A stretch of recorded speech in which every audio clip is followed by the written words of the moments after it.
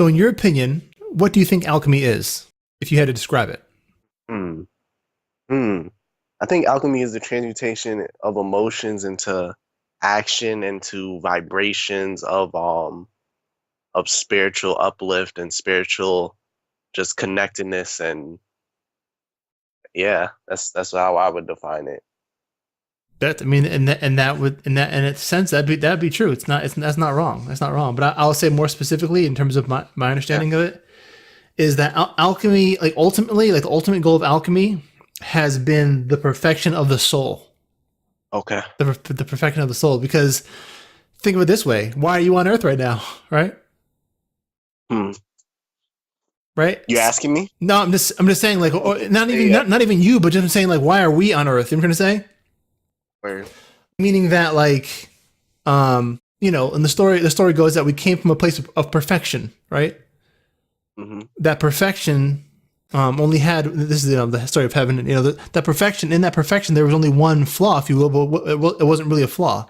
It was just called free Yeah. will, Oh, yep. right? And so when given free will, a group of beings decided to use that free will to create this universe that we're trapped in now, right? The demiurge, etc. So we're in here, and like that this universe is like has given us a foe with first our own vessels. I'm trying to say, well, obviously, there's society, the white man, all this other shit, right? But but our first foe, before we even understand society, etc., is just our own body. You know what I'm trying to say? Um, And by our own body, are you talking about the vessel? Or are you talking about the ego? Or are you talking about both? everything that it encompasses, because truthfully, the body itself is fear based. Okay. You know what I'm trying to say? And it has to be fear based, because if it wasn't fear based, then we would literally, just walk out in front of cars, you know what I'm saying, get killed. You know what I'm Hmm. trying to say? Meaning that, so we are, we're piloting, we are souls. We are like little seeds of light piloting these giant bodies. You know what I'm trying to say? Of Yep. flesh. These giant bodies of flesh are programmed based upon the laws of the matrix, right? And the first law of nature is what? Survival. Yep. So automatically our bodies are fear based, right? Yep. Automatically, but they have to be fear based, because if they weren't fear based, then we would never be able to have we would never even live long enough to have an experience in a universe. You know what I'm trying to Right. say? Because we would do stupid stuff. You know what I'm trying to say? Like think of what would happen if you had no fear in a world like this. You know what I'm trying to say? Yeah. So I mean, so the fear is necessary, but that gives us an opposing force to be able to conquer. You know what I'm trying to say? Yep. And the ego and etc. That too, not even just the body and the fear of the body, but like the ego too. That also gives us something to conquer too, like an opposing force. And without an opposing force, how would we ever know our strength as individual souls? You know what I'm trying to say? Hmm. So again, so alchemy is the perfection of the soul, and that happens over several lifetimes, in several incarnations. So like I remember last time we spoke, you said you had a dream and you went to Tahuti's temple, and he said to you one word: alchemy. Yeah. The fact that you had that dream signifies that you've already done this in past lives and you're getting back on your path. Right. So, and obviously I have too. You know what I'm trying to say? And Yep. like the Yep. the the fact that you're listening to people like Bobby Hemmett and Brother Panic and Phil Valentine, et cetera, of people that have come in this world and are in the world but not of the world, meaning that some people are just like, this is what Bobby Hemmett said. There's like three levels of consciousness. There's like the automatons, and this is, I guess, this is ancient Egyptian thought. He said there's the automatons, which are just like the Matrix background characters. Then there's the intellectuals, which is like your judges, your politicians, you know your doctors, your dentists, and then there's a spiritual man, and those are people like myself and people like you as well. Now the spiritual man has already mastered the intellectual realm. You know what I'm trying to say? And Yep. so like we it's not the so like we already understand society and how it works, and we're not some people that are intellectual, they get caught up in that and they can never get past the 5 sense level. You know what I'm trying to say? And the material level in that 5573 lecture I gave, I would call it like they can never get past the outer knowledge of the world. You know what I'm trying to say? Mm-hmm. And they never reach a point of introspection in their life where they really question life and question themselves. And so like basically, alchemy is the perfection of the soul, but really to perfect the soul, you have to deal with pain. You know what I'm trying to say? Yeah. So alchemy really, like, it's the perfection of the soul through the transmutation of pain. Yeah. Does that make sense? Yeah. And I use the story of Christ because, like, that's an example of someone that took on not just his own pain, but the pain of the world, the suffering of the world, And so as something that we all go through. And Yeah. that. No, I'm laughing because I'm sorry to cut you off, Yeah. but when I was younger, I remember asking God to let me feel the pain of the entire world, and I remember like after an hour, I asked him to stop. But yeah. Oh wow. Yeah. Yeah, and so that's pretty much it. Like, so yeah, so you're a natural born empath, and like being an empath it's good to know you're one, because even that takes a long time to get to, and lots of introspection. You know what I'm trying to say? And then like going from becoming just knowing you're an empath, and then learning to become an alchemist is the next natural step. You know what I'm trying to say? Which is basically learning how to control your emotions so that they're not controlling you. You know what I'm trying to say? And learning how to harness the power of God within you via the soul, and bring that online. Bring that online through your vessel, and learn to bring your vessel from being a fear-based. I'm not going to say your vessel's not going to have fear. I think your vessel's always going to have some fear, but meaning that you're going to be able to. It's like a horse. I'm trying to say, like, I'm not sure if you've ever ridden a horse before, but they are very nervous animals. I'm trying to say. Okay. But like, you can, even though they're nervous, you can still train them. I'm trying to say, to do the tasks that's required. You know what I'm trying to say? Yeah. So, but it takes discipline. So in the sense that we are through meditation, we kind of tame the animal of ourselves. You know what I'm trying to say? Oh. And so I asked you to kind of glance over the 7 Hermetic principles. Did you have a chance to do that?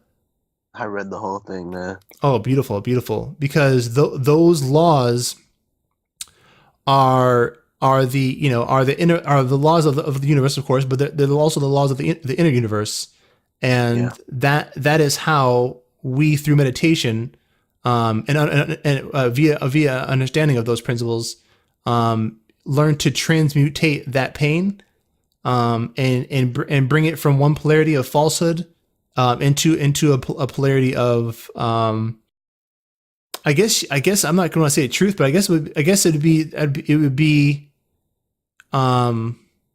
wisdom is what I would call it. You know what I'm trying to say? Just wisdom, So like this is going to be like part metaphysics, part just like you speaking about your life, because in order to do alchemy, we have to, it's like part of it is just getting the baggage, I'm trying to say, of what the hell you've gone through out. I'm trying to say, so you can move on to higher levels of consciousness. You know what I'm trying to say? So okay. Did you want to like, I kind of feel like I need to know more about you. You know what I'm trying to say? To really know like where you're at, and like what your struggles are and what your pains are, to know better how to transmute them. So like, you spoke earlier when we first talked about your family, and you're feeling the pain of your mother and your father. Like, what is going on in your life right now that is your major blockage? If you could get something out of your heart right now, what would it be?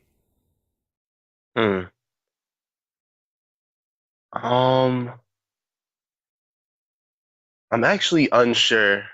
And we can go into this, but something that was interesting was that I've been doing this shadow work with in regards to my parents, and I like at one point I told you that I was doing this project where I was gonna write out the pains that my family Yeah. has caused me and send them these letters. But then I stopped because I felt like it was so petty and like it was so lower self, and I just want to be on the higher self. Um, but I don't know if by doing that I'm skipping things. But anyway, No, no, you're not. I don't mean this is my philosophy, but I don't like writing letters and all that stuff. Like I'm gonna show you how to do all that through meditation. But go ahead. word, and like I feel like I've just been thinking a lot more about.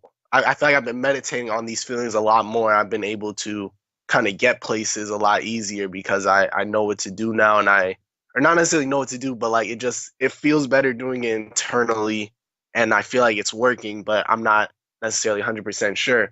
But I guess in terms of blockages, I'm I'm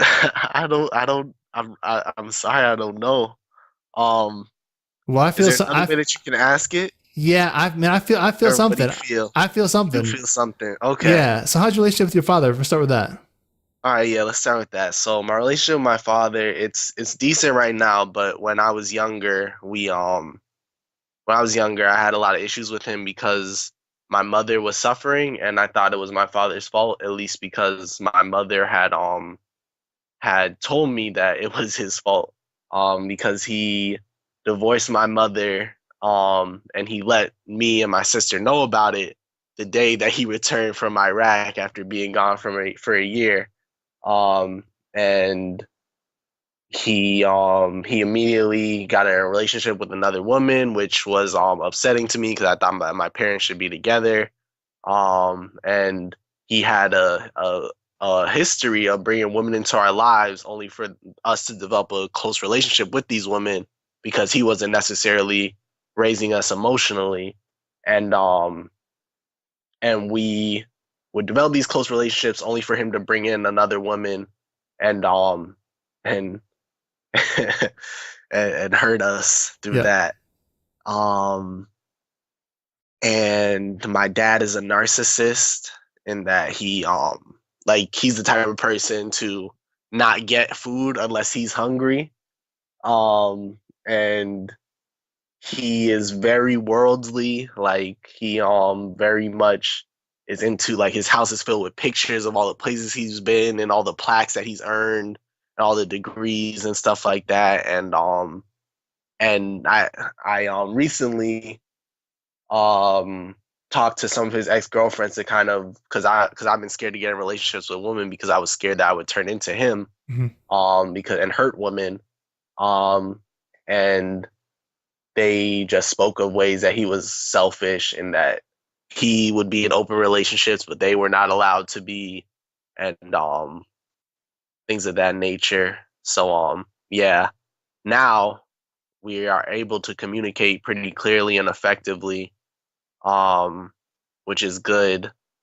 I'm not into his worldliness, obviously, and that's kind of a bridge in our relationship. But as you said on one of your recent podcasts, I think you have to look at your family as strangers, or these people as strangers, because they are strangers to you, and Yeah. that's kind of where I'm at with that. So yeah, that's kind of my relationship with my father, but he's been pretty happy to hear about me. Like he called me recently because my mother and father are back in court. Right, another example of his selfishness um is that when I got out of the house and I go on get on to go to college, my dad immediately takes my mother to court to lower child support. um and so he called me because he just got out of court and he was upset because my mother had spent money, like $12,000, even though she doesn't make $12,000, was getting a bit more than $12,000 from my father on like dance from my sister. And um and he was upset about that because he felt like it could have gone to other things and other opportunities and things like that. And I just talked to him. I said, I had a great childhood. I'm not really concerned about or I had a great childhood in terms of opportunities. I'm not really concerned about how this missed opportunity could have affected me. And I don't understand why you're trying to bring me into this like that. And I think that you need to meditate on these things and stuff like that. And I kept a kind of like cool, calm demeanor throughout as I was just listening to his hurt and encouraging him and imploring him to do the inner work. And he recently texted me that he was happy that I did that for him.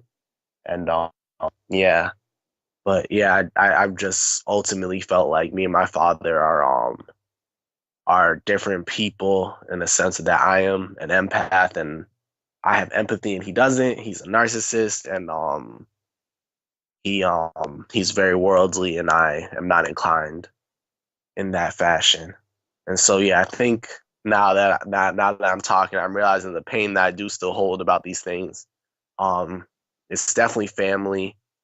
Because I feel like my family has a generational curse with women. Because I'm currently living with my uncle and my aunt, who I thought would be the most stable, which is my father's brother. Which I thought would be one of the more stable situations. I mean, it is the more stable situation for me while I am currently not in school. And right now they're having issues because I feel like my aunt is a bit of an empath on some level, and my uncle is not.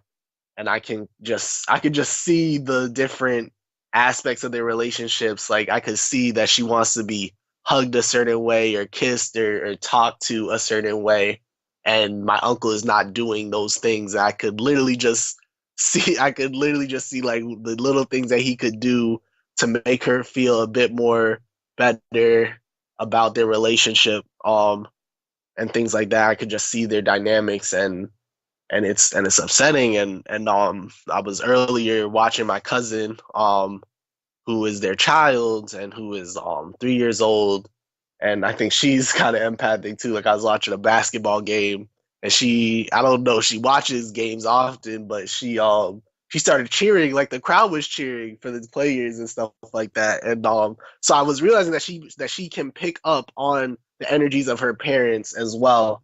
And so yeah, that's another reason why, because I felt like the struggles I went through at school with pain of my family and of and of just different pains that I had not been able to deal with, I felt like were a result of having um parents that were not on the same page. And now I'm seeing that with my other with my father's brothers relationships with their wives, and I fear for my cousins, and I want them to have somebody to watch their back, to be there for them. But the communication right now is kind of limited between everybody, and I'm not able to be in some of their lives as much as I could be. And I'm seeing similar things in my sister, and that I think that she might be holding a lot of pain that she is not dealing with and choosing not to deal with. And yeah, so I guess that's one of my blockages. Another one of my blockages is I'm kind of struggling on career. I don't know. I think I believe that I want to heal people. I don't know how to go about that. You're doing it right now Also, yeah. by healing yourself Thank you. first. But go ahead. Thank you. And also I feel like I'm in a catch 22, or not necessarily, but I'm in a situation where I'm unsure um about my future because I am currently suspended from school, but I just submitted my application for re-enrollment, and I'm kind of on this path to be successful in this demiurge society, while I don't necessarily want that for myself, because I want to be the spiritual man. And I don't think necessarily that my path will be derailed, but it is definitely a possibility. And I'm kind of struggling with that. Um, and I guess just finding love and being loved. But it's interesting because I remember what I recently went to this a couple months ago. I went to this event, a Black woman love event, where they had like these different performers who were professing their love to Black women. And I went to the event and I was unable to talk to anybody at the event because I was just nervous. And I felt really badly when I came home. I just felt very alone and upset. And then a few weeks later, I went to another event where there was a lot of spiritual stuff going on, invoking ancestors, and they talked about shamanism. And there was a Sufi, which is the esoteric form of Muslims, which you may be familiar with. Of course, yeah. Yeah, and he initiated us. He did an initiation, and it was very powerful. I enjoyed it, and I feel like either the next day or that week, I was upset at myself because I felt like I didn't have love. I was looking outside for love. Mm-hmm. I wasn't necessarily looking inside, even though I had gotten to a much better place of self-love since I've been suspended. And I had this dream that was very similar to my DMT experience with like stars and colors and stuff like that. And I felt like this being attached to mine with like hands coming off of my hands, and just like almost like a tower of energy and power in it. And it said, "I love you," like very powerfully and very strongly. I realized that was an inner, I don't know what it was, but I felt like it was an inner God. It was my inner self that I was attached to, and I felt that. And since then, I felt a stronger love in this meditation that you are preaching, that I've been learning from the mental netter as well, has been very helpful, because I feel like I'm currently on a good path. And that's also why I felt like I had the hesitance to talk about my blockages, because there's the higher self and the lower self. And I'm very much trying to determine the lower self, or determine and differentiate the lower emotions from the higher emotions, and trying to maintain the higher state of being and the higher the emotional stability and stuff like that, while diminishing the lower self. But I'm listening to Nicole. I heard Nicole on your podcast, so I gave her channel a shot, and her channel was talking about how you need to let your human vent at times, which has also been helpful. So yeah, there are those things in terms of blockages. Yeah, well, this is why the Hermetic philosophy is so important, and like essentially, so we are as human beings, we are truth and falsehood strangely mixed. Right, I just said that we're encompassed in a fear-based body, right? That's programmed for survival. Hence, why you go to school. What's your major? African American studies. Okay, there's a part of you that is worried that may result in being in some kind of demiurge place or society.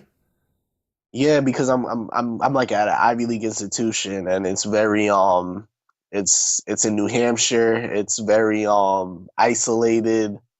And like at the end of the day, I feel like that concern isn't very valid, because I've had a lot of opportunities to be in demiurge societies and ways, and it just hasn't appealed to me, and I've avoided it, and I'm gotten here. So on some level, I think that's bullshit. It's just I'm wondering, how am I going to sustain myself in this capitalist society, through and still be spiritual, or have just get the correct balance. I hear you. I'm gonna tell you right now. You do that through having a really how can I put it? When you watch the movie The Matrix, right? Neo comes into the Matrix with Trinity or whoever he comes with on a mission, right? Mm-hmm. Word. They're not just in here like hey, let's go to this gift shop. You know what I'm saying? No, they're here to do something specific and whoop ass. You know what I'm saying? Mm-hmm. So we have enemies, right? In this Matrix. So what you're doing now is linking up with like minds, right? So you need to be in there, like, okay, like think of it as like a video game, because it is. Think of it as a simulation, because it is. Right. Yeah. So you get what you need to get done in terms of what you need to do to keep your vessel going. Right. Because your vessel is still, once you tame it, it's still an ally. Right. Like I said before, it may take a while to tame a horse. Like you get a horse, that thing is going to be, without being tamed, it's going to be, it might kick your ass. It might throw you off it and break your freaking, break your back or something like that. You know what I'm saying? Initially, mm-hmm. But you got to tame it. You know what I'm saying? Mm-hmm. And so, The same thing with your vessel. Your vessel, if you don't feed it, it's not it ain't going to be happy with you for you to be able to do meditation and get to the higher ranks, right? So right now, what you're dealing with the bottom rung of, some people say Maslow's hierarchy of needs. You know what I'm saying? Yeah. Yep. The survival levels. In the occult world, we would talk about the root chakra, right, and how that's dealing with issues of survival, right? Right. And so when you understand that you're doing the survival stuff to be able to balance you out and stabilize you in this third dimensional reality, then you can do it without this guilt and fear. Because what also, and another thing, I'll say that as an empath, we're always so concerned with what's going on within everybody else's life and wanting to, and that's a beautiful thing, wanting to see your little niece or whatever, not grow up in the same type of twisted, relationship with seeing her mother not being loved and things like that you had this experience, right? Yeah. Ultimately, you have to understand that when they're ready, like the same way you embarked on a mission of inner knowing, Mm-hmm. that's gonna be a choice that they're gonna have to make individually, and there's nothing you can do to spark that. You know what I'm saying? Other than be the light yourself, and when they're ready, the conversation will unfold naturally. Does that make sense? Mm-hmm. So I'm gonna need you to stop stressing about what's going about other people's lives, Mm-hmm. right? Because again, enlightenment is an individual process, right? And so even your amazing love and the love that you have is not going to bring another person into consciousness. You know what I'm trying to say? It's their individual will, right? So I'm just saying, just by knowing that alone can help free you up emotionally, right? Mm-hmm. Okay. And so the same thing with your father, same thing with your mother, right? Yeah. They also have a soul. They also have a vessel, and their ability or inability to tame it or to help to perfect themselves or to master themselves, right, is their individual the individual prerogatives. Some people may have to just be more matrix, so their children can have the spiritual enlightenment that like how can I put it, like, let's say there's a funeral and somebody in your family dies and they're living somewhere far away, and you can't send the whole family, so you send maybe one person to represent the family. You know what I'm saying? Yeah. Well, cosmically speaking, you're the representative of your family and their bloodline, right? Yeah. So by you doing the work, right, you by you perfecting yourself, they're all perfected through you. That's the story of Christ. No? Fair. Yeah. That's exactly it. So that's part of our job as empaths. We are the healers of our bloodlines, right? Yep. We are the best of our bloodlines, right? And so when you understand that we're all one, connected by the soul, right? Yep. Then it's not going to matter whether everybody else gets it or not. Yep. Right? And so that's the importance of metaphysics. That's why I talk about the story of Christ so much, because it's the value of one person, right, to change the reality of all. Yeah. Right. So by you healing yourself, which you're doing now, all that stuff will fall in line. Yeah. Yeah. So that'll help you right there, right? Because now you're like, okay. Yeah. Okay, now I can focus on school again.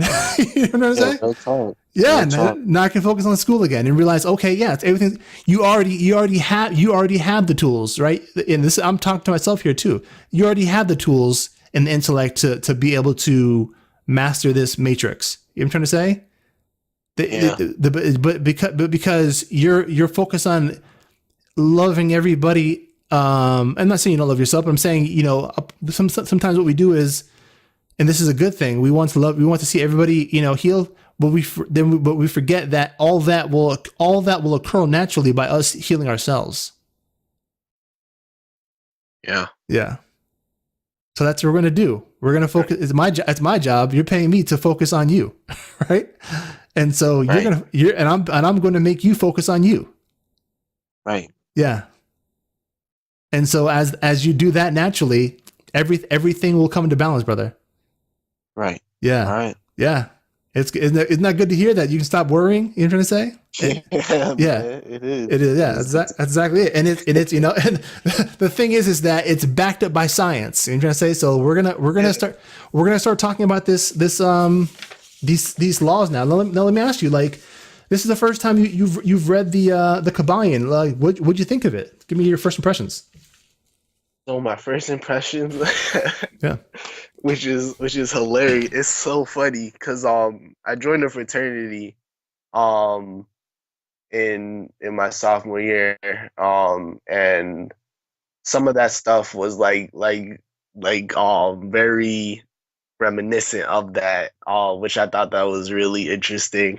Just how occult stuff works and how it's passed down. Mm-hmm. Um, and I'm not really a fan of it, but it is what it is. In a Mm-hmm. sense of that, like I'm not a fan of like the fraternity style of it, but at Mm-hmm. the same time, I am a fan. I thought that was very interesting. Yeah, well, But the fraternities are like the Greek organization type things, right? They call them the Greek, yeah, and we both know that the ancient Egyptians taught the Greeks, right? yeah, exactly, So you see, exactly. that's exactly it. Yeah, go ahead. Exactly. And so that was cool to see. It was interesting to see that like I still have that I'm still connected to this and I was connected to it in a way that I didn't even know. Mm-hmm. Um in terms I remember like the first half was kind of like difficult to understand, but once we got to the law, like, but I understood all the laws individually and Mm-hmm. like the quote, like right, I think it's called the Accents, yeah. axioms right under them. Mm-hmm. But like the first half of the explanations and like going into it was a little bit difficult to understand. But the once they got to the law of vibration, I understood everything from there on, like 1,000%, or 100%. Gotcha. Sorry. So, Um, go ahead. Now let's finish. yeah, I thought it was I feel like I've heard these laws because just my spiritual path, I've seen videos about the laws of the universe and stuff like that, which kind of talks about them, but not necessarily in the same way. Mm-hmm. And uses like different words like the law of attraction and stuff like that. But yeah, I they make a lot of sense, and yeah, I've been using and implementing them on like just there are different polarities. I remember one time you said on your podcast to the woman who's obsessed with the sugar, who I don't think is a part of your thing anymore, but yeah, that she needs to hate white people to like the highest vibration possible, Yeah. and then just let that go. And so Yeah, exactly. Yeah, she wasn't being allowed by her white therapist or her therapist period to hate. You know what I'm trying to say? word. Yeah. Go ahead. Word. So yeah, I had a something happen yesterday, actually with my fraternity that made me feel a type of way, and I remember just like I felt that hatred. I let that happen, and Yeah. eventually I kept it moving from there. But yeah. So I really I think that yeah. I'm just interested to see how you will talk about applying them as Yeah. well. Yeah. Okay. Yeah, I So definitely. let's start at the first one, the mentalism or the principle of mentalism. All is mind, the universe is mental. What does that mean to you? Like when you heard that, what do you think it meant? Well, I think like it means a lot of things. So, the first thing is that whatever you think is true, and it'll happen. Like if however you conceptualize yourself is true. As well Yeah. as just like what you believe to be true will be reflected. Um, and yeah, just like there's perceptions of everything, and everybody has a different perception. So everybody is inherently living in another world within themselves, but then there are like accepted definitions of like, oh, that's a chair, that's a table, that's a computer, that's a backpack, that's shoes, that's whatever. And so there are accepted definitions that kind of allow us to work in the same operations, but at the same time everybody's experiencing their own reality. And yeah, it's just whatever you think is true Yeah. for you. Yeah. Yeah. Exactly. Yeah. Exactly. Yeah. Like I think it was the guy that did like the guy that made the Ford Motor Company. He said something like good quote is like whether you think you can Yeah, or not, you're right. You know what I'm trying to say? right. Yeah, Yeah. yeah. Yeah. Not So about that quote, so I just couldn't remember exactly who yeah, said it. that's a really good quote to remember. But first mastering yourself, it's gonna help you master everything around you. You know what I'm saying? Yeah, that's the best way I can put it. And so, and also what you said about like everybody kind of living in their own world, their own universe. Like, so yeah, so we each have like we are all a universe within ourselves, and depending upon how we like perceive that universe, it is. You know what I'm trying to say? Yeah. But we're gonna come back to mentalism because it's really important. Like, in terms of like mindfulness. You know what I'm trying to say? Yeah. So, all right. So we'll come back to mentalism. The principle of correspondence, as above, so below, as within, so without. That basically, I like to think of like, like the human fingerprint. I'm not sure. If I post a picture, will you be able to see it in Skype? Yeah. All right. Let me see how this freaking thing works here. The thumbprint. I'm trying to say, like, everybody's thumbprint is unique. You know what I'm trying to say? But like in the thumbprint, if you look closely enough, you open it, if you expand it, you'll see that there's like a certain spiral. That spiral, you'll see that same spiral within the Milky Way. You'll see that same spiral within the the sunflower. You'll see that same spiral within the hurricane. You see that same. You know what I'm trying to say? Like there's certain patterns. These Fibonacci sequences. You know what I'm trying to say? Yeah. That are intrinsic to all things within the universe. Yeah. And it's funny because I remember I listened to Brother Panic talk in his lecture, and he's like trying to tell these people in New York, like he's like, you guys don't realize you are living in Grand Theft Auto right now. Yeah. Yo, I told somebody that today. Yeah. Wow. Yeah. That's awesome. Yeah. And that's basically it. You know what? These people that make video games, what they discovered is that they're the same programming and the same sequences that they use to create video games, right? And computer programs, those same sequences are found in nature. Yeah. Wow. So what does that tell you? Right? That we are just in a simulation. Yes. And it's absolutely. I mean, you've taken DMT before, so it's 100% true. Yes, I know that. Yep. Okay. I mean, I only took a little bit of it one time, but that one time, like, I remember like saying something or just, I don't know, for whatever reason, I heard my voice. It was like that kind of that voice from the pop. Yes. Yeah, exactly. That freaking Matrix pop. I'm like, holy shit! Oh my god, that shit is real. I said, oh fuck, man. I already kind of knew, but just to hear it was like, oh shit, fuck, I said, I'm in deep, man. I'm in deep. Oh, man. Yeah. So that's correspondence right there. Wow. Yeah. This whole philosophy is deep as shit. I mean, it's everything, and then so next one, vibration.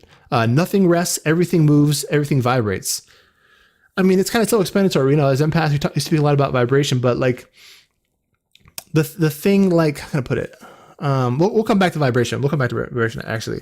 But one thing to remember about vibration is that like, what separates, like hot and cold is just vibration. You know that, right?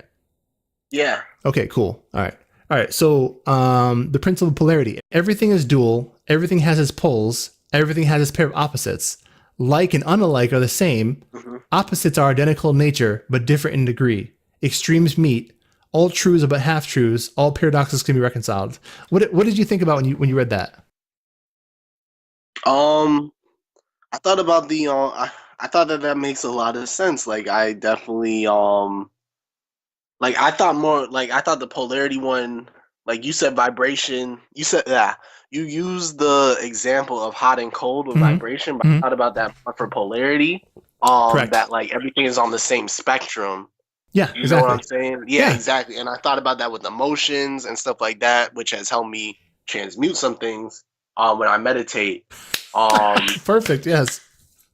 Yeah, man. I definitely.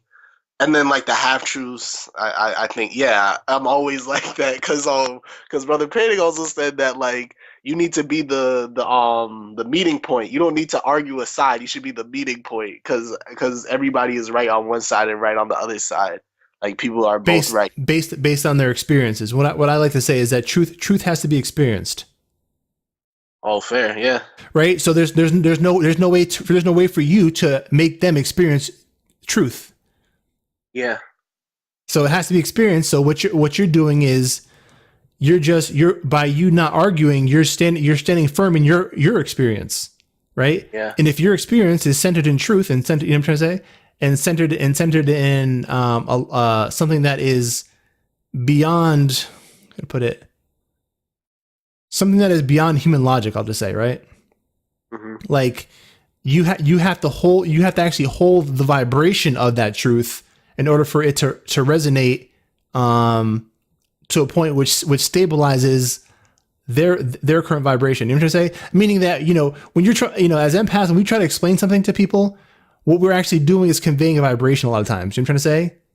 Yeah. Because if they're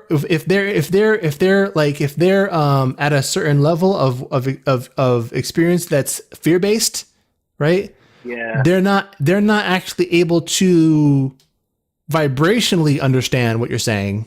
You know what I'm trying to say? So what we do often is try and convey the logic of it, you know what I'm trying to say, or the intellect of it.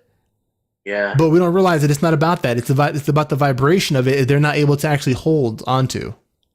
Wow. Yeah. That's exactly it. So since they're not able to hold onto the vibration, you need to make sure that you're holding onto it, because if you start thinking like they think, trying to argue with them and understand their point of view, and you know what I'm trying to say, then you begin to get dragged down, and you lose the vibration which you're trying to convey. Word. And so that's gaslighting, essentially. Correct. Yeah. That's exactly it. And again, everything, we're gonna get into rhythm in a second here. I think that might be the next one. But what rhythm shows you, and the same thing, rhythm is like, there is I put it like, there's a balance, you know what I'm trying to say? And so the universe has a balance. So if somebody can make your energy become like fear-based or lower, right? Then that person who's fear-based actually, I can put it like, if you're vibrating at a 10 and they're vibrating at a 2 or something like that, you know what I'm trying to say? Like, yeah. when you begin to, I'm gonna put it like, they're going to, if they can bring you down, they're gonna be able to suck energy and get something from you, but you can't get from them. You know what I'm trying to say? So those vibrations normalize then, right? Yeah. And then they end up getting energy, and you end up losing energy. Wow. Yeah. So it's in their best interest to gaslight you, because they're getting fed from that. Yeah. They're not in touch with their own God sparks, so they're not able to create that. You know what I'm trying to say? So that's why it's important to actually not argue. You know what I'm trying to say? Yeah. Because by arguing, you're still empathizing, right? And when you empathize, you know what you're actually doing, right? You're putting your spirit into their body. Wow. Correct? Yep. Okay, because when we speak, and earlier when I feel you're holding something back, I'm doing that because my spirit is in your body, in your vessel, right? And it's feeling the nervous system of your vessel, right? Yeah. So I know we know when people are telling the truth based upon the vibration that the nervous system is radiating at. Correct? Yeah. Exactly. So when you have to go into a vibration of fear, you have to become lowered. You know what I'm saying? You're going to a vessel of fear. So if you empathize with a fear-based vessel, you're gonna have to, like, if you actually empathize fully with them, you're gonna have to go down there with them. You know what I'm trying to say? Yeah. And so when you do that, like, automatically, like, it can bring you down, and then if they're arguing with you, then they're getting something from you, and you're losing something. So it's like, I'm not sure. Hopefully I'm not like confused, but basically, like, it's no, you making sense. Yeah. Gotcha. All right, cool. All right. So basically, like, it's better. And this is something I had to learn the hard way, because I used to try to argue with people my point when I was like more unevolved. You know what I'm trying to say? I didn't know any better, because I'm thinking that, like, Well, if I feel this way and it's true, yeah, like we should all be doing this. You know what I'm trying to say? Why is it just me out here? You know what I'm trying to say? Like, shouldn't we all be trying to do the right thing? You know what I'm trying to say? Like, but I didn't realize, about the only thing real being the soul and all that stuff like that, and this universe being an illusion. Like I was waking up from the Matrix, but not fully awakened yet to understand that this inner work is going to be done through me. It doesn't require anybody else. You know what I'm trying to say? Like to be like co-signing or to help out, because it's not like, does Superman ask for help from his parents?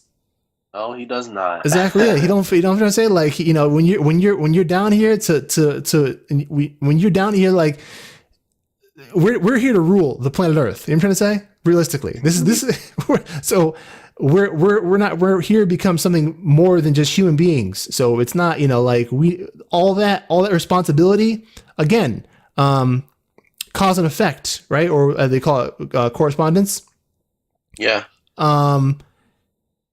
For every cause, there's an effect, right? Yeah. So the greater the cause, the greater the effect. So if we care about them taking up our cause and we don't take the cause ourselves and take all our responsibility on ourselves, then that reduces our effect. Yeah. That reduces our power. So I realized that, what? I used to want people to join onto my cause and and do the right thing, but I realized, what? I'll be disappointed if they stop doing it eventually. You know what I'm trying to say? And that would make me subject to them in some way. You know what I'm trying to say? And that would make my soul subject to them. That would make my alchemy subject to them. Yeah. So I learned to stop doing that and take that responsibility and that work that needs to be done and put it back within me, because it can all be done through me, and it is actually.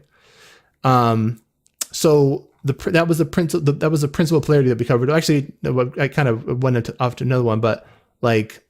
So yeah, so everything has dual. So yeah, all truths about half truths. We kind of covered that a little bit, like meaning that we didn't really. There's still more to say about that. All truths are about half truths. Like another way to say about that is like I can say to you, this is really sound really strange, but I can say to you,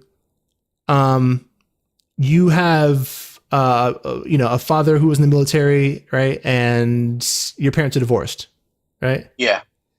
That's actually only half true. Yeah. Why is that? Because like they were not always that way. No, that's not it. No. This is deeper than that. This is deeper than that. Okay, then I don't know. Yeah, all truths but half truths. So this universe is just mental, right? Yeah. We just said it. This is a matrix, right? Yeah. Okay. So ultimately, this shit never happened. Just a dream, right? That's another reason why motherfuckers. This is YouTube channel called Woke Media that does Brother Panic videos and just a whole bunch of conscious community videos, mm-hmm. and like their intro is "You are you, I am me, and we were never here. This is just a dream." Yeah, that's exactly it. Made sense. Yeah, that's exactly it. So ultimately, another reason to not argue is, again, this shit never really happened, right? Yeah. So I mean, yeah. So all truths but half truths. So meaning that's another reason why you don't argue, because ultimately by arguing you're still showing your attachment to the world. Yeah. Yeah. So, there's so much to talk about with the principle of polarity. Let's see if I can think of any more. Opposites are identical in nature. I was talking about that in my last podcast. You probably haven't got there yet, but I was talking about like. Oh, I did. You did? I finished all your podcasts last night. Oh, beautiful! I was talking about my freaking, my cousin. God bless her. She married this goddamn fucking redneck fucking Confederate flag cracker, and I said, I call them the modern nigger and the traditional nigger, meaning that white people traditionally actually came from caves, right? And they actually are niggers, but you know what? Yeah. But you know what? I said, you know what? She is one too. So you know what? They're actually made for each other. And the sister agreed. She's like, yeah, they are. Yeah. So again, opposites are identical. And so it says, like and unlike are the same. Opposites are identical in nature, but different in degrees. Extremes meet. There you go. So there you go. That covered that issue right there. All right. The principle of rhythm. Everything flows out and in, everything has its tides. All things rise and fall. The pendulum swing manifests itself in everything. The measure of the swing to the right is the measurement of the swing to the left. Rhythm compensates. We kind of talked about a little bit about that when we were talking about how vibrations normalize. You know what I'm trying to say? In a way, it's important not to argue with people because, again, like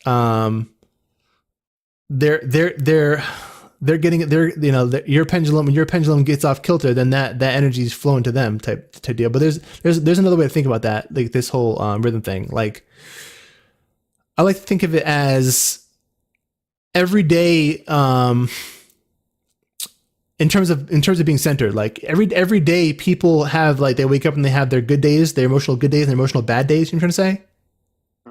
So every day people are kind of flowing in the tides of things that are going on with humanity. Like an example is, I used to listen to the news. I used to be really concerned of what was going on in the world. And, I used to listen to even Alex Jones and shit like that, listen to like such and such is happening in the world.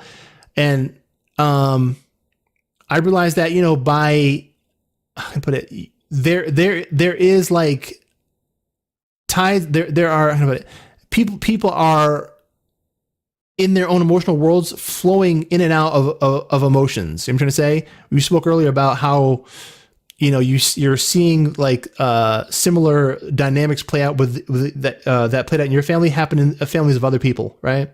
Yeah. And how you are kind of feeling yourself being kind of dragged into that, and through your caring, your compassion.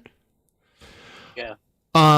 Well, this says everything flows out and in, everything has its tides, all things rise and fall. The pendulum swing manifests in everything. The measurement of the swing to the right is the measurement of the swing to the left. Rhythm compensates. So through mindfulness, which is the first law of mentalism, right?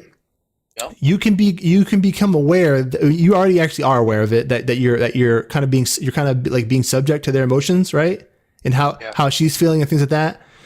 And so what you need to do is you be still yourself, you know what I'm trying to say, and be centered through meditation, right? Ultimately, you need to just focus on not like being an observer of it, but not taking it on. Does that make any sense?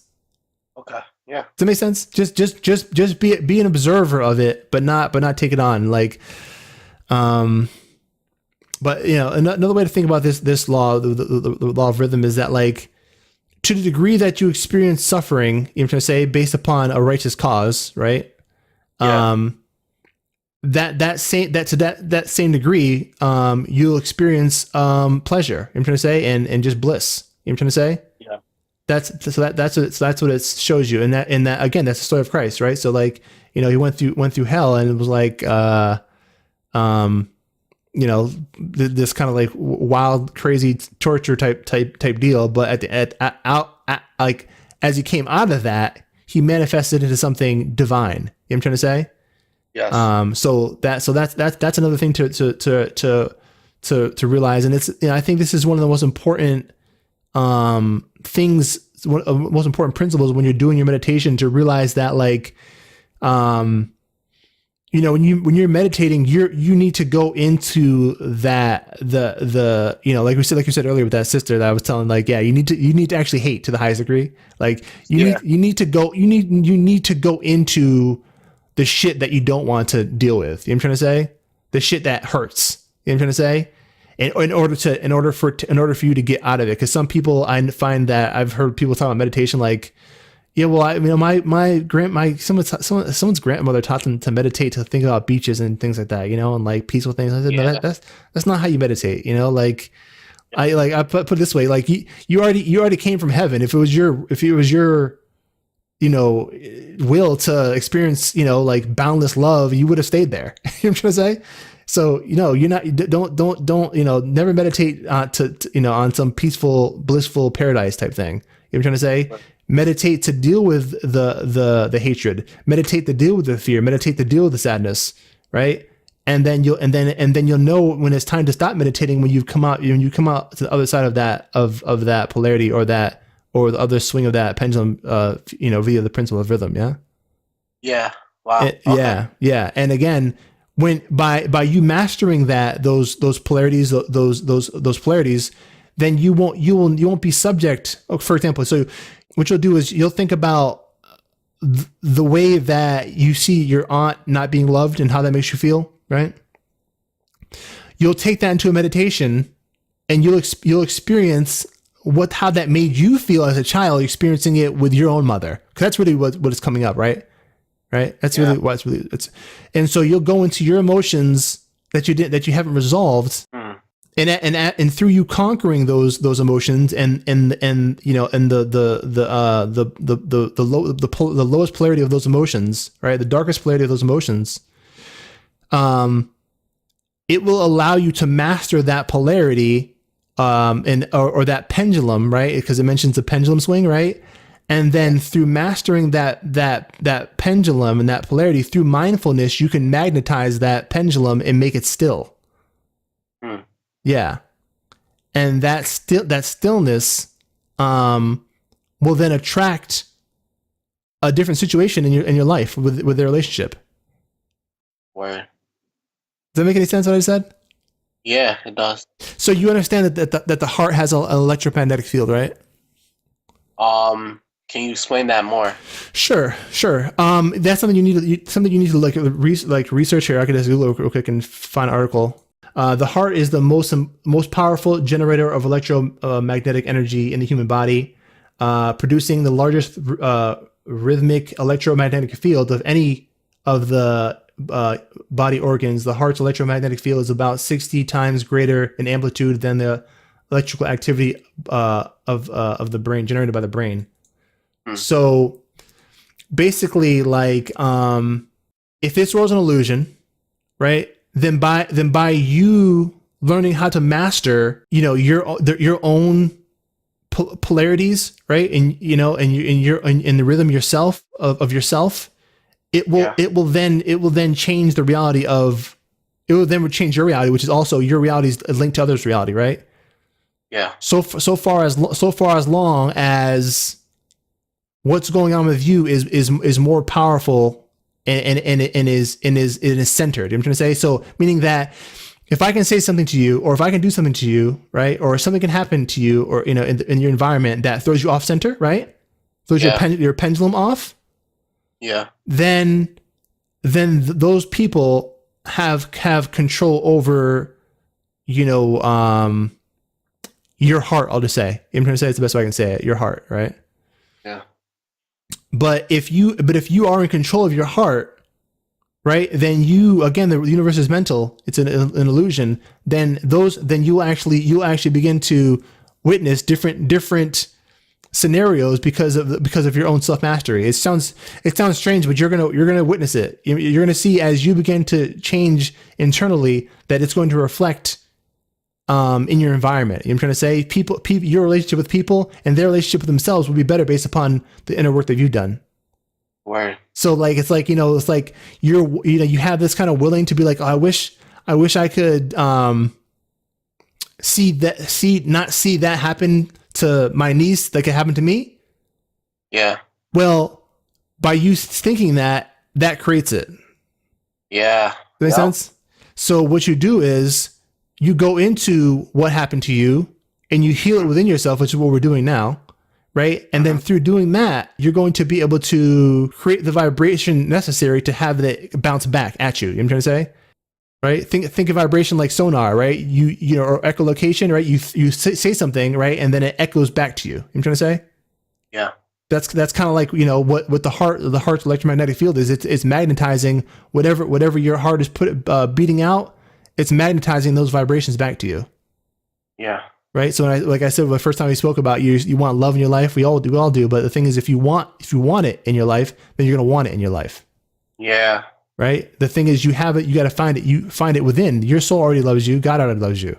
Right. Love yourself the way God loves you. And then again, you're going to attract love.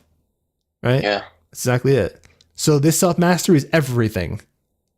Everything. This is the key to happiness. I'm going to say in yourself, and then through mastering it, you're going to see it like change your you know, your entire reality. So, the principle of cause and effect. We spoke about it a little bit, but yeah, every cause has its effect. Every effect has its cause. Everything happens in accordance to law. chance is but a name for a law not recognized. There are many planes of causation, but nothing escapes the law. So when you read that, what did you think about that? Wait, can you read that axiom one more time? Sure. Every cause has its effect.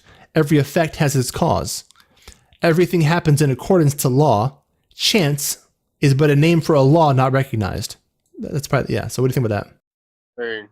Yeah, I thought that made a lot of sense. Because everything is a ripple effect essentially, and like my decision to talk to you will have effects later, Correct. in my life, in your life, in everybody's life. And the things that happen to me cause me to talk to you and have this effect as well, and that goes with literally everything going on. So yeah, I definitely have thought about it. And like I just remember when I was taught cause and effect in elementary school, like really enjoying that lesson and like talking to my grandmother about it. Like my grandmother still tells me about how I told her about cause and effect when I was in third grade. Wow, that's awesome, dude. You're a natural born alchemist, dude. That's just so dope. That shit is so dope to me. Oh my god, man. I'm telling you, man. That's awesome. And just talking to you, man, is just amazing. Like it's confirming a lot of things. Like how you were saying, there's a traditional nigga and the modern nigga. Like I literally called a white man like a white nigga earlier today, and I thought that was just interesting. That yeah. But yeah, go ahead, man. So I just sent a picture, just like a little. It's a little like a little meme, I guess you just used to think about it. I'm gonna say just to help solidify it. You know, for me, like I like to think about, you know, it's a butterfly. He flaps his wings and creates a tornado. You know what I'm trying to say? Wow. Yeah. So. Wow. Yeah, there's a good like one of the best movies I always recommend to people about cause and effect is the movie called Butterfly Effect. The Butterfly Effect. You ever see that?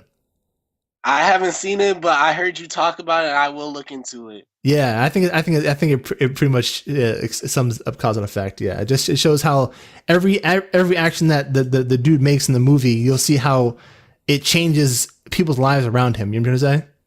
Yeah. Yeah. So meaning that, you know, again. Like I said earlier, as you do this inner work, you're going to see the people's lives around you, all the situations that you were afraid to not have happen begin to change. And say as you begin to change, you know? Yeah. So yeah, cause and effect. Beautiful. The last one, the principle of gender. Gender isn't everything. Everything has its masculine and feminine principles. Gender manifests on all planes. So what do you think about that when you read it?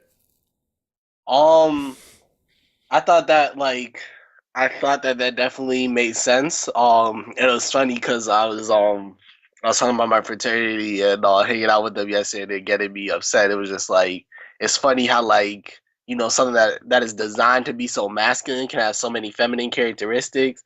And then like you and I think Imani have talked about like how men are becoming a little bit more feminized now, as well as women becoming more masculine, and that's just how things go. But then I loved like reading it and how it was talking about the different how the mind works with feminine and masculine, and how this does really affect different planes, because there's the spiritual plane aspect of it as well, and how the feminine is to conceptualize things while the masculine is to actually do these things. I thought that was I really enjoyed reading that part. Yeah, I mean, this like out of all of the laws, I gotta say, like this is the most vague. You know what I'm trying to say? To me personally, like, to me it's the most vague because realistically, like it's something that you have like we see it manifest in the physical. You know what I'm trying to say? And we could think about the difference between men and women and things like that. But like when it comes to you, your own person, like you got to think about how like for me, how it's manifested for me is that like I'll say that like. Again, I use the example of Christ, right? So, and this is actually, you know, you said you met a brother that was into Sufism, right? Yeah. So like in the story of Christ, the early story, he was very like, in his will to change the world, right?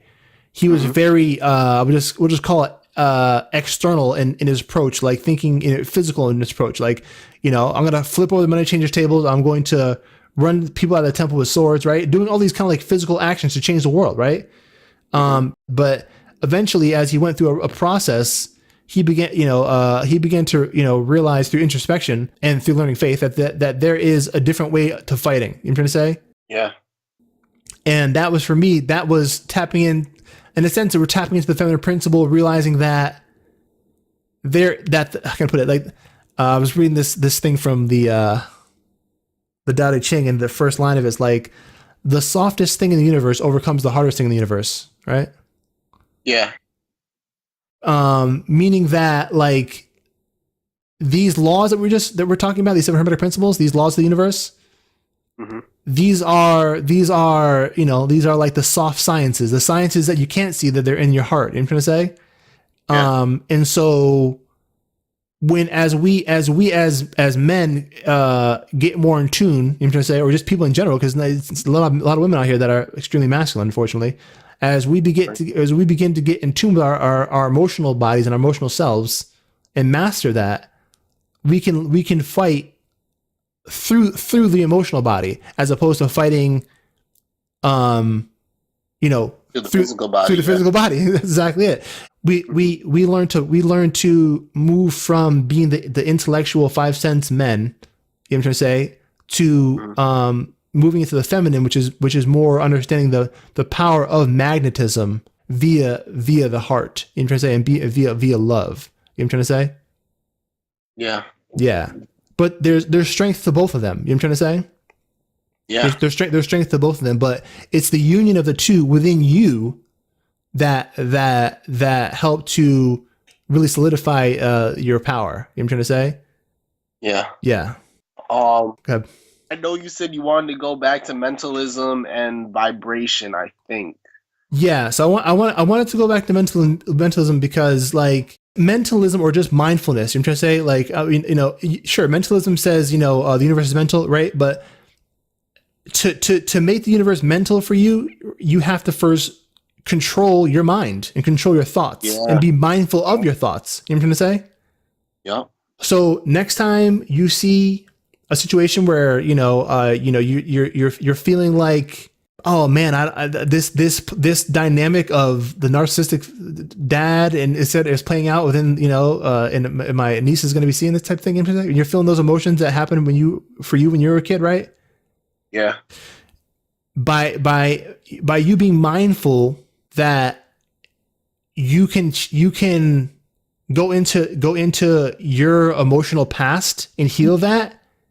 Right. And then that will no longer exist outside of you when it no longer exists within you.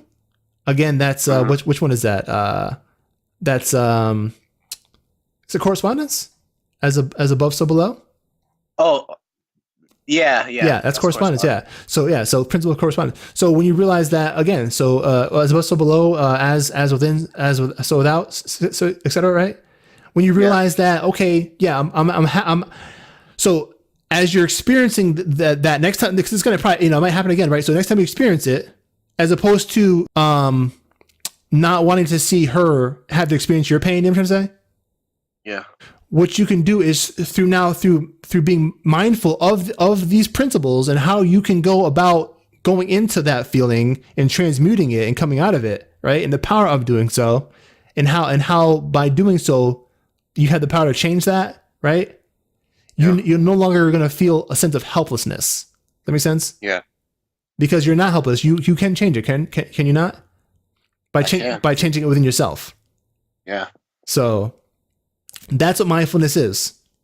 Mindfulness is, like, I had a thought yesterday of, like, 'cause somebody called me, some sister that, I did a podcast with her, and she referred to me as her spiritual mentor. And I'm like, I don't know, for whatever reason, like, even though I talk to a lot of people, I don't think of myself as that. You know what I'm trying to say? Like, and as I thought I was saying it, I'm like, oh yeah, that kind of sounds cool. Or like, I was like, but it was kind of weird, but it was like, then then the ego kind of comes in, like, Lewis, you are something, like, you are, I mean, the ego wants to, like, inflate you. I'm going to say, like, yeah, you are something, you are this big something, like, and so there's a part of me that's like, man, if I were to really hustle on YouTube and put my face out there and take those nice freaking glamorous Instagram photos that these girls take. You're gonna say themselves, you know, Yeah, exactly. with the Could be big this big thing with the where with the big white eye, ultra white eyes and ultra white teeth, and you know, like you see that guy that I forget his name is like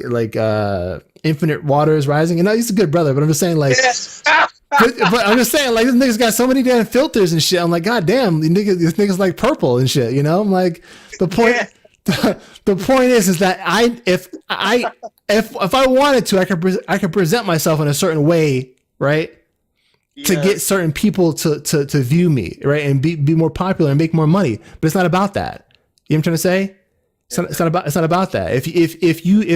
If I know that I have within me the power to rule the universe, does Superman need a bunch of fucking money? No, he doesn't. So that's what they're doing because that's as far as they're going to be able to go. No. You know, so the point is that my ego is telling me for a second, like, oh, you know, man, if you just did this and that, like, no. Yeah. Don't, you know what I'm saying? So for me, mentalism was just be mindful of the self-defeating thoughts of the ego, right? And some, you know, because the ego will, you know, be mindful sometimes of your own ego's ability to like think that it is so clever. You know what I'm trying to say? If that makes any sense, you know? So, you know, being mindful is of yourself is extremely important, as I'm trying to say. Like that is everything we speak about, you know, correspondence, vibration, polarity, rhythm, cause and effect, gender.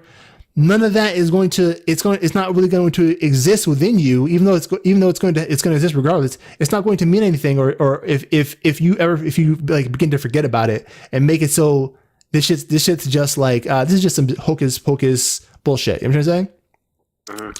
Because eventually, I'm saying that there will be a point where you feel a certain way after we get off the phone here. You know, at some point later on, you know, I'm not sure we'll speak next, that you'll feel like, I hear all that shit, but man, I don't know. Like, I'm feeling a certain way. Like, how, you know, is this person ever going to change? You know what I'm saying? Like, you're going to start all these different, you know, and you need to remind yourself, hold on, I'm going to do meditation right now. You know what I'm trying to say? I'm going to go into that right there. All those thoughts and all those emotions, I'm going to go into that and transmute that.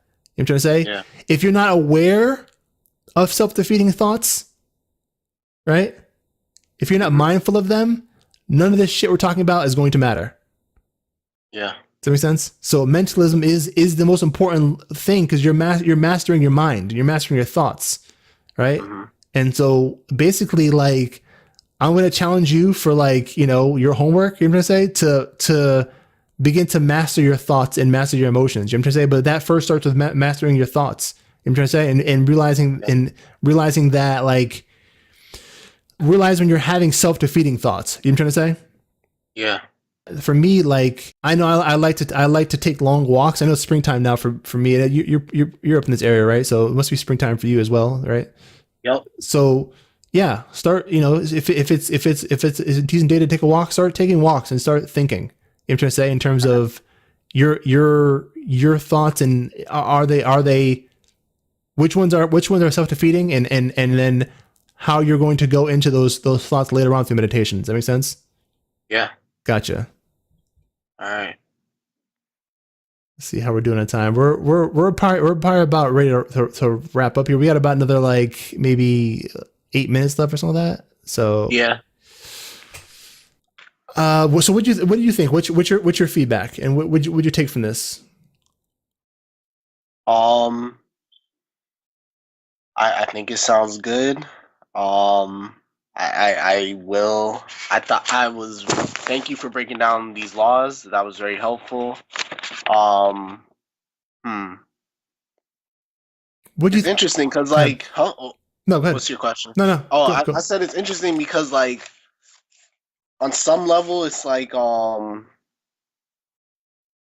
I feel like I am doing some of these things, and I do need to practice it a bit more. And like, it's like it's like you want the blueprint, but at the same time, it's like this is your own journey, and you need to go through what you need to go through, and yeah, I know what to do from here through these things. And yeah, like what you told me about not worrying about my family, not worrying about school, and being caught up in demiurge energy and things like that is very helpful. And yeah, like I do feel more clear on what I'm gonna do. I do feel like we resonated on what we spoke about. Um, yeah, I guess I'm just also um I mean, I don't know, it's a process, so I guess I'm just also like I'm just always hungry for like more knowledge, Yeah, but more that's the ways to thing. level up. Yeah, Yeah, but it's a process. Yeah. exactly it. Like this is not like this is like something like we're gonna be doing this if you wanted really this alchemy thing. If you really want to be into this, like this is not something like we talk today and you're all set. You got it. You're done. No, like Yeah. we're gonna like No, I like know. yeah No, I like get that. there's Yeah. higher, deeper. There's lots of layers. You know what I'm trying to say? This is life. You know what I'm trying to say? This is a life. This is a life. This is a lifestyle. This is not, you get, you know what I'm trying to say? These are the Yeah. keys. These are the keys, but your inner work, But this is the door. Yeah, that's this exactly is the key, it. the master key. That's exactly it. Yeah. No, I got you. Yeah, Yeah, to open up the doors, the later doors. No, I got you. that's exactly it. And so, yeah, we'll be, for as long as you'll have me, we'll be speaking for a long time, dude. You know what I'm trying to say? Until you don't need me anymore, and that's great. And then you can go off and start flying and shit. Whooping ass.